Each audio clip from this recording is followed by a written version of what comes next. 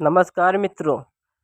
पृथ्वीराज चौहान से मोहम्मद गौरी कैसे जीत गया, उसकी क्या रणनीति थी।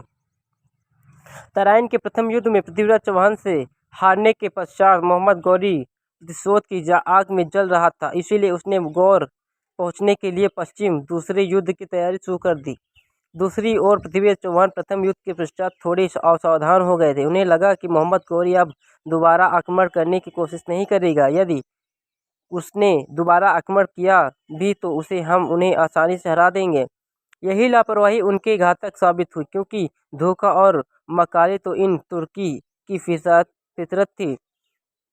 उस वक्त अधिकांश राजपूत शासकों में आपसी मतभेद रहते थे।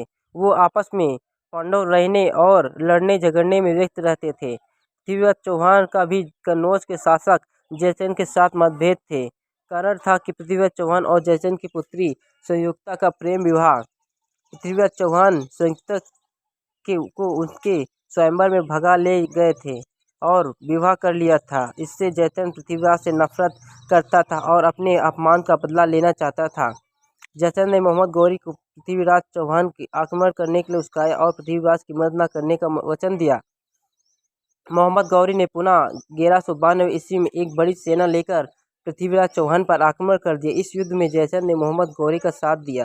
पृथ्वीराज चौहान की हार भारतीय शासकों की अंदरूनी झगड़ों और चलन ईर्ष्या का ही परिणाम था। इस युद्ध में किसी भी भारतीय राजा ने पृथ्वीराज चौहान की मदद नहीं की। फलस्वरूप इस युद्ध में पृथ्वीराज चौहान की हार हो गई। अगर आप हमारे चैनल पर नए हैं तो चैनल को सब्सक्राइब करें, कमेंट करें, लाइक करें, शेयर करें, बेल आइकन दबाना ना भूलें।